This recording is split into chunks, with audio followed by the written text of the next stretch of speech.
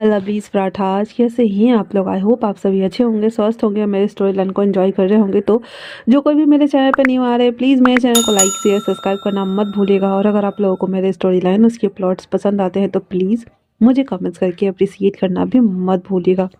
जैसा कि हमने लास्ट पार्ट में देखा था, वांग जी विंग के रूम में आया हुआ था। वो भी बहुत ज़्यादा गुस्से में आया हुआ था। वहाँ से सभी लोगों को बाहर निकाल देता है, बोल देता है जाने के लिए। सभी के चले जाने के बाद विंग से वो कुछ सवाल करता है, लेकिन उल्टा विंग ही उस पे भारी पड़ रहा होता है। फिर वांग जी को याद आता है, ओह वो तो चुपचाप उसका पीछा करते हुए वहाँ गया था।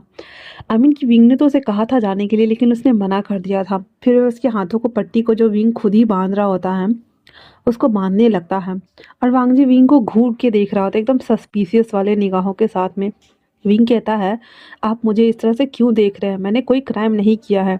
अगर आप मेरा खर्चा पानी बंद नहीं करते तो मुझे ये सारे काम करने नहीं पड़ते। उसने मुझे कहा कि वो मुझे कोई काम देगा। वांग जी का गुस्सा तो और बढ़ा हुआ था और कहता है, तुम आज के बाद अपने कक्ष से बाहर कभी नहीं निकलोगी और तुम्हें यहाँ पे हम सील पैक करते हैं। विंग कहता, क्या कहा आपने? बिल्कुल भी नहीं। आप भूल गए कि मिस क्यून हूँ मैं। आपका जितना हक है यहाँ पे उतना मेरा भी हक है। वांग जी कहता है, अगर तुम ज़्यादा उठने की कोशिश करोगी ना तो मैं तुम्हारे पर काट दूंगा। इसलिए चुपचाप से अपने रूम में रहो, ठीक है ना? विंग कहता है, पर मैं ऐसा कुछ भी नहीं करने वाली हूँ। आप बहुत दुष्ट है। एक तो आपने मेरा पूरा खर्चा पानी ले लिया, बंद करवा दिया। ऊपर से मैंने जितने भी बेचे थे पेंडिंग में और जेट से, वो सारे पैसे ले लिए। और अभी आप मुझे घर में बंदी बना रहे हैं। और उसके इतना बोल करके हाथ को झटक लेता और कहता है, मुझे आपकी कोई सहायता नहीं चाहिए और आप अभी के अभी मेरे कक्ष से बाहर निकल जाइए, समझे ना? इतना बोल करके और वो वहां से उठ के चला जाता है बाहर की तरफ, आई मीन की बैकयार्ड की तरफ। वांग जी विंग को जाते हुए देख रहा था और अपने कदमों को उस तरफ बढ़ाने वाला होता है। फिर वो अपने अफगान को झटकते हुए बाहर चला आता है और बाहर आकर के सुयांग को कहता है, यहाँ की घेराबंदी करो और ध्यान रखना कि क्यों इस हरम से बाहर ना जाने पाए। सुयांग फिर से आश्चर्य में था और कहता है, आप उन पे शक कर रहे हैं?" सुयांग की बात सुनकर वांगजी ओलिवर सुयांग को घूर कर देखता और कहता, चलो यहाँ से। उतना बोल करके वो वहाँ से चला जाता है। उसके बाद आते ही कहता है, क्या तुमने आसपास के सभी जगहों पे तलाशी ली? सुयांग कहता है, हाँ हमने पूरा इन छान मारा। आसपास जितने भी जगह थे उन सभी को छान मारा, लेकिन हमें वो नकाबपोश इंसान कहीं भी नहीं मिला। पता नहीं वो कहाँ गायब हो गया है। वांगजी कहता है, ढूंढो उसे, वरना मुझसे बुरा कोई नहीं होगा। इतना बोल करके वो अपने थ्रोन पे बैठा हुआ था और कुछ सोच रहा था। वहीं दूसरी तरफ वो जो नकाबपोश था, जिसको विंग की वजह से कट लग गया था हल्का सा, उसको भी वो एक नदी किनारे बैठा हुआ था और वो वहां से बाहर निकल आया हुआ था। अपने फेस पर से मास्क हटाते हुए पानी में अपना चेहरा धोते हुए कहता है, नी तुमने कितने साल लगा दिए उसे ढूंढने में, और क्या ये वही है? और ये हमारा नी मिंजे था, वांगजी का दोस्त। उसके बाद वो वापस से कहता है, नहीं अगर ये वही है तो फिर इसे याद क्यों नहीं है? लेकिन ये तो लोटस पियर की है ना, फिर ये वो कैसे हो सकता है? क्या जो मैं सोच रहा हूँ क्या ये सच है? क्या ये उन दो जुड़वा में से एक है?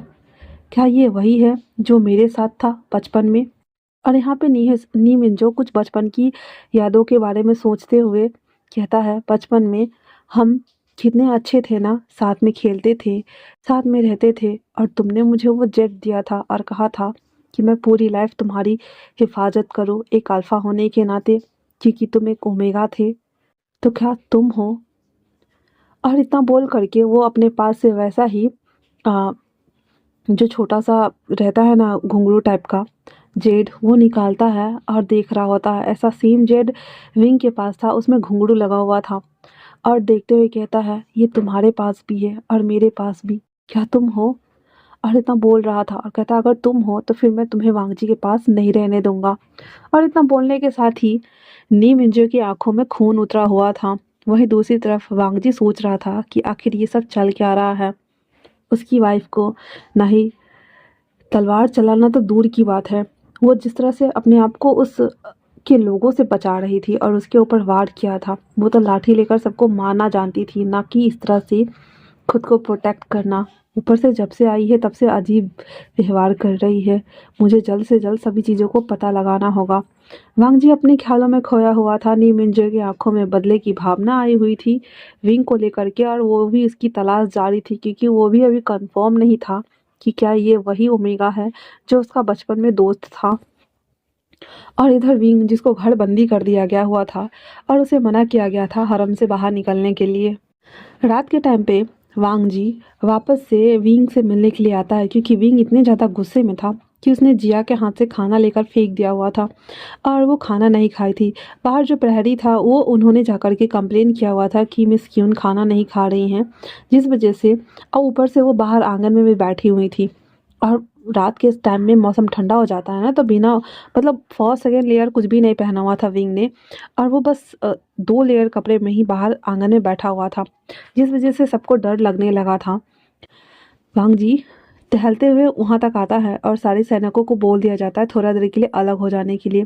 फिर वहाँ जाते हुए कहता है, एक तो तुमने क्राइम किया कि तुम वहाँ गई, ऊपर से उन लोगों ने तुम्हारी जान बचाई थी। कहता है मेरी जान बचाई थी? हाँ।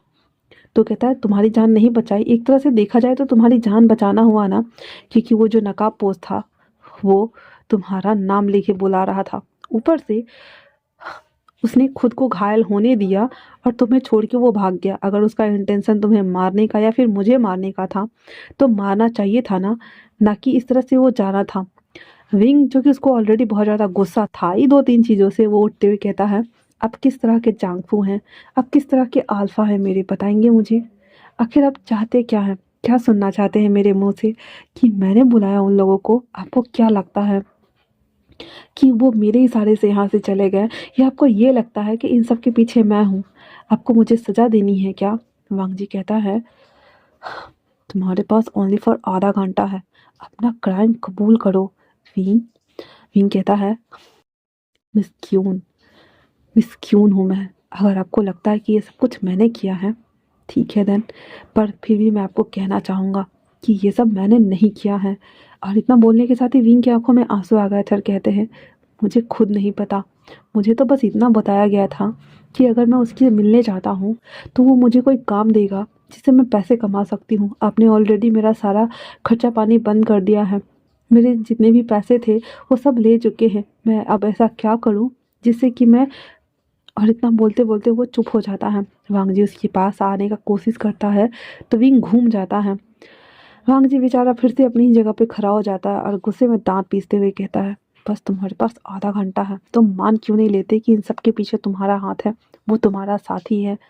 विंग बस वहीं से थोड़ा सा ऐसे इस तरफ से मोड़ करके वांग जी को एकदम घूर कर देखता है, जैसे मानो कहना चाह रहे हो, आप अभी भी मुझ पे यकीन नहीं करते हैं ना अल्फा? तभी वहाँ पे वेंजिंग आ जाती है और आते ही ग्रीट करती है मिस क्यून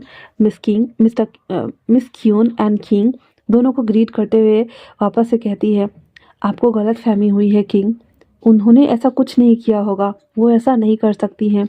तो वांग जी वेंजिंग को घूर कर देखता है और कहता है, आप यहाँ क्या कर रही हैं? हाँ। वेंजिंग वापस से कहती है, किंग मेरी बात सुनिए, जैसा कि मैंने भी सुना वो बस वहाँ पे खाना खाने गई थी और वो ऐसी हरकतें तो बिल्कुल भी नहीं कर सकते हैं। आपको ज़रूर कोई गलतफ़हमी हुई है या फिर आपको किसी ने कोई गलत रिपोर्ट बताई है। अंग जी कहता है, मिस फिन आप यहाँ से जाएं, क्योंकि मैं नहीं चाहता कि आप हम दोनों पति पत्नी के बीच में आए। इतना सुनना हुआ ही था कि मिस फिन को बहुत ज़्यादा गुस्सा आता है और वो कहता है जी, और इतना बोलकर वो वापस से उन दोनों को ग्रीट करके चला जाता है। अब वहाँ विंग तो और ज़्यादा रोने लगा था और रोते रोते वो वापस से उसी सीटिंग वाले चेयर पे बैठ जाता है, अपने दोनों पैरों को हक करते हुए और रोना शुरू कर देता है। और वो बहुत ज़ोर से रो रहा था। हालांकि वहाँ पे कोई सर्वेंट्स या कोई तो था नहीं, लेकिन वांग जी को बड़ा अजीब लग रहा था क्योंकि विंग ना बच्चा की तरह रो रहा था। वांग जी कहता है, अब ऐसे कौन रोता है भला? विंग कहता है, आप बहुत दुष्ट है, आप जाइए यहाँ से, हमें आपसे बात भी नहीं करनी, हमें आपकी शक्ल भी नहीं देखनी। हमने आप मुझे हमेशा हर्ट करते हैं, हमेशा मुझ पर गुस्सा करते हैं और चिल्लाते रहते हैं। वांग जी कहता है, तुम्हारे पास बस आधा घंटा है सोचने के लिए, सोच लो फिर मुझे बता देना। और विंग रो रहा होता है। उसके बाद वांग जी वहाँ से चला जाता है। थोड़ी देर बाद 2 सर्वेंट्स आते हैं और कहते हैं कि आपको किंग ने कहा है कि आपको सज़ा दी जाएगी। विंग तो वापस से रो रहा होता है, कहता है, क्या मुझे सच में सजा मिलेगी। तब तक वो सर्वेंट विंग को पकड़ लेता है और ले जाता है और बीच आंगन में ही एक बहुत बड़े से सीले के ऊपर उसको लिटा देता है और डंडा से मारना शुरू कर देता है। रिंग बहुत जोर से चीख रहा था और मन ही मन कर्ज कर रहा था, बर्फ की सिल्ली कहीं की, मेरा जांघू, मेरा अल्फा, माय फुट, मुझे वो ऐसे करके निकाल रहे थे। सभी लोग उसको डंडे से मार रहा होता है। वहीं सुयांग जब देखता है कि चिल्लाने की आवाज़ आ रही है, वो जब आता है देख करके तो उसकी आंखें फट के बाहर ही आ गई थी। वो भागता हुआ जाता और कहता है, किंग, आपने ऑर्डर दिया है कि मिस क्यून को लाठी से कोड़े लगाए, आई मीन कि कोड़े लगाए जाएंगे। तो वांग जी कहता, क्या कहा तुमने? और जबकि ये सभी ऑर्डर्स ना मिस वेन, आई मीन कि वेंचिंग ने दिए हुए थे और वो जानबूझ करके विंग को मार खिलवाना चाहती थी, क्योंकि वो विंग से बहुत नफरत करती थी और वो चाहती थी कि किंग और विंग के बीच में ना गलतफहमी हो और विंग को मार दिया जाए या फिर यहाँ से निकाल दिया जाए। इसी वजह से वो बस मौका तलाशते रहती थी। और अभी भी किंग के चले जाने के बाद वही 2 सर्वेंट्स को भेज करके विंग को ज़बरदस्ती पकड़ के लाया गया था और उसको मार लग रहा था। भांजी जब भाग के आता है तो उन दोनों सर्वेंट के हाथ से पहले तो वो डंडा छीनता है और छीनने के साथ ही उसे कहता है, तुम दोनों को तो मैंने कोई ऑर्डर नहीं दिया है कि मिस क्यून के कोड़े लगाए जाए। भांजी के जो कि बैक में, पैर में बहुत ज़्यादा चोट लग चुकी थी ऑलरेडी और उसे बहुत ज़्यादा दर्द हो रहा था और वो बस निढाल लेटा हुआ था और सब बातें बस सुन रहा था। धीरे धीरे उसकी आंखें बंद हो रही थी, ऊपर से वो रो रहा था, ऊपर से उसने खाना भी नहीं खाया था, ऊपर से वो ठंड में बैठा हुआ था। इस वजह से धीरे धीरे करके उसकी आंखें बंद ही हो जाती है। आखिरकार वांग जी उसके सर्वेंट्स को और जिया को सबको बोलता है कि इसे ले जा करके कमरे में लिटा दो और वैद्य को बोलो, हीलर को बोलो कि इसका ट्रीटमेंट करे। उसके बाद वांग जी वापस से अपने कक्ष में आ जाता है। उस तरफ विंग का इलाज चल रहा था और वांग जी इधर दांत पीस रहा होता है और कहता है, सुयांग, ये सब क्या हो रहा है? सुयांग आते हुए कहता है, किंग, आपको पता है, मैंने पता किया है, शादी वाले दिन आपको मिस लेडी आपके ऊपर हमला नहीं कराना चाहती थी और वो हमला करने वाले लोग भी मिस लेडी, आई मीन की मिस क्यून को नहीं जानते थे और ऊपर से वो बस वो चाहती थी कि आप और मिस वेन आप शादी ना करें और ऊपर से ये भी कि। तो वांग जी कहता है, क्या मुझे सच सच बताओगे? तो सुयांग डरते हुए कहता है कि उन्होंने मिस वेन के ऊपर भी हमला नहीं किया था। ऐसा लग रहा था कि उन्होंने हमला किया है, लेकिन मिस वेन ने अपने ऊपर वो खंजर का वार खुद ही ले लिया था।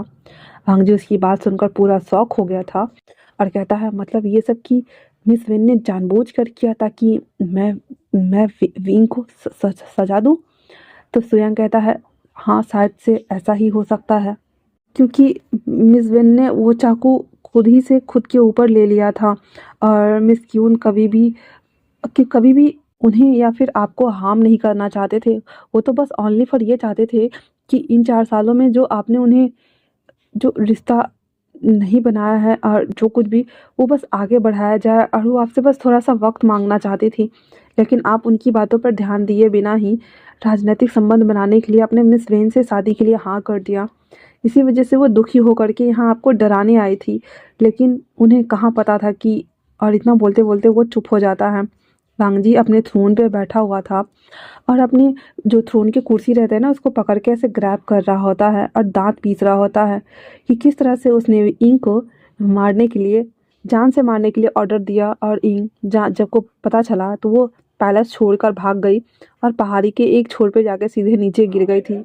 और जब वो पानी से बाहर आई थी तो उनकी याददाश्त जा चुकी थी और वांग जी अभी यही सारी चीज़ें सोच रहा होता है। वांग जी के मन में अभी भी बहुत सारे उतार चढ़ाव थे, बहुत सारे सवाल थे जिनका जवाब उसे सही सही नहीं मिल रहा था। वहीं दूसरी तरफ हीलर विंग का इलाज करके चले गए थे और 2 घंटा बाद जब उसकी नींद खुलती है, बेहोशी से जब वो बाहर आता है तो देखता है कि उसके बगल में जिया उसके पैर को पकड़ के सो रही है। वो उसे देखता है और अपने आंखों में आंसू लिए हुए कहता है, यहाँ पे मेरी कोई जगह नहीं है। मुझे पहले का तो नहीं याद है, पर इन 4 सालों में मुझे किंग ने कभी भी मेरे बारे में जानने की, मुझे समझने की कोशिश तक नहीं की और यहाँ पे मेरा दुख सुनने वाला, दुख बांटने वाला कोई भी नहीं है। मैं ये पैलेस छोड़ के चला जाऊंगा, मैं अपने जांघों को तलाक दे दूंगा। इतना बोल करके वो अपनी आंखों को बंद कर लेता है और उसकी आंखों से आंसू झरझर गिर रहे थे और वो बस सोच रहा था कि किस तरह से वो एक बर्फ की सिल्ली से, जो कि पत्थर दिल इंसान है, उससे शादी कर सकता है। अगले दिन सुबह वो जैसे तैसे करके रेडी होता है और वो जिया को कहता है कि मुझे पैलेस लेके चलो। जिया तो बहुत ज़्यादा रो रही होती है क्योंकि विंग को ना चलने में बन रहा था ना बैठने में बन रहा था। और वो विंग को पकड़ के लाता है और उसको पकड़ के खड़ी थी। विंग कहता है मुझे आपसे कुछ कहना है किंग। पहली बार था जब विंग ने फिर से उसको किंग बुलाया था, ना कि अल्फा ना कि जांगफू। बांगजी को बिल्कुल भी अच्छा नहीं लगता ये सुन कर के, और वो कहता है कहो क्या कहना है। उस समय पूरा पैलेस में लोग भरे हुए थे, दरबार में लोग भरे हुए थे। विंग कहता है मुझे आपसे डिवोर्स चाहिए क्योंकि मैं ये पैलेस छोड़ के जाना चाहता हूँ। यहाँ पे मेरा अपना कोई नहीं है और मैं किसी अनजान के भरोसे यहाँ अपनी पूरी लाइफ नहीं बिता सकता हूँ। यह सुनना हुआ था कि वांगजी की तो एकदम मुठ्ठियाँ कस गई थी, उसका भौं चढ़ गया था और वो दांत पीसते हुए कहता है वी क्या कर रहे हो तुम। फिर वो कहता है महाराज आप भूल रहे हैं मैं विंग नहीं इंग हूँ। फिर वो कहता है वाटेवर जो भी है पर मुझे आपके साथ नहीं रहना। तो वांगजी कहता है तलाक एक मर्द कि एक हस्बैंड अपने वाइफ को देता है, ना कि वाइफ अपने हस्बैंड को। तो विंग कहता है ये कहाँ लिखा हुआ है कि ओनली फॉर तलाक एक हस्बैंड ही अपनी वाइफ को देता है, ना कि हस्बैंड अपने वाइफ अपने हस्बैंड को। आप मुझसे प्यार नहीं करते, ना ही आपको मेरी ज़रूरत है, ना ही मेरी यहाँ किसी को ज़रूरत है, तो फिर मैं यहाँ रह के मुफ्त की रोटियाँ तोड़ने से अच्छा है कि मैं कहीं और जा कर के रह सकूं। और इतना बोल करके वो जो पेपर था वो उसके सामने बढ़ा देता है। वांगजी दांत पीसते हुए दोबारा से कहता है मैंने कहा कि डिवोर्स हस्बैंड ही अपनी वाइफ को दे सकता है, और दूसरी बात तुम ये पैलेस छोड़कर नहीं जा सकती हो। विंग कहता है सबसे पहली बात आप मेरे जांगफू हैं, पर फिर भी आपने मुझे कभी भी उस ओहदे से नहीं नवाजा। मैं बस मिस क्यून बन के रह गई हूँ, आपने मुझे कभी भी अपनी फ्रेंड होने का हक नहीं दिया है। दूसरी बात आपने मुझे कहा कि मैंने आपको मारने की कोशिश की है ना, तो एक मर्डरर को लोग पैलेस में नहीं रखते हैं। तो अभी ये साबित नहीं हुआ है तो आप मुझे बाद में भी कहीं से भी ढूंढ के पकड़ सकते हैं ना, इसलिए मैं यहाँ से जाना चाहता हूँ। और तीसरी बात किसने कहा कि एक वाइफ अपने हस्बैंड को डिवोर्स नहीं दे सकती है। अगर हस्बैंड उस लायक ना हो तो एक वाइफ भी अपने हस्बैंड को डिवोर्स दे सकती है। ये बात सुनकर तो वांगजी को भयंकर वाला मिर्ची लगा और वो सीधे दांत पीसते हुए खड़ा हो जाता और कहता है जिया इसे अपने कमरे में लेके जाओ, ये मुझे अभी दिखना भी नहीं चाहिए यहाँ पे। तभी सुयांग बीच में आ जाता और कहता है मिस क्यून आप कैसी हैं। तो जो हमारा विंग था वो कहता है तुम कौन हो। कहता है मिस क्यून मैं हूँ, आप मुझे नहीं पहचानते। तो विंग कहता है मैंने नहीं जाना तुम्हें, तुम कौन हो बताओ मुझे। कहता मैं आपका क्लासमेट हूँ और मैं किंग का राइट हैंड बोल सकता हूँ, पर आप मुझे कैसे भूल सकती हैं, हम दोनों तो क्लासमेट थे ना। वो कहता है मुझे कुछ भी याद नहीं है, तुम क्या बोल रहे हो, और क्लासमेट और राइट हैंड ये सब क्या है। तभी वांगजी कहता है सुयांग वो मेरी फ्रेंड है, तुम्हें उसकी चिंता करने की कोई ज़रूरत नहीं है, और जिया इसे अभी के अभी इनके कक्ष में लेकर जाओ। इतना बोल करके वो बैठ जाता है। बेचारी जिया डर के मारे विंग को कहती है आप चलिए यहाँ से मिस क्यून। विंग कहता है नहीं, पहले इन्हें बताना होगा कि मुझे ये डिवोर्स दे रहे हैं या नहीं। वांगजी वापस से दांत पीसते हुए खड़ा होता है और कहता है मैंने कहा मैं आपको डिवोर्स अभी नहीं दे रहा हूँ, जब मेरा देने का मन होगा तो मैं आपको दे दूंगा, अभी आप अपने कमरे में जाइए। इतना बोल करके वो बैठता है और गुस्से से घूर के देख रहा होता है। जिया और विंग दोनों डर गए थे और फिर वो धीरे धीरे जाने लगते हैं। वांगजी देख पा रहा था कि विंग किस तरह से धीरे धीरे स्लोली स्लोली जा रहा है। और वो तो आज के लिए इतना ही। कैसा लगा आप लोगों को ये पार्ट मुझे कमेंट्स करके ज़रूर बताना। तब तक के लिए थैंक्स फॉर वॉचिंग।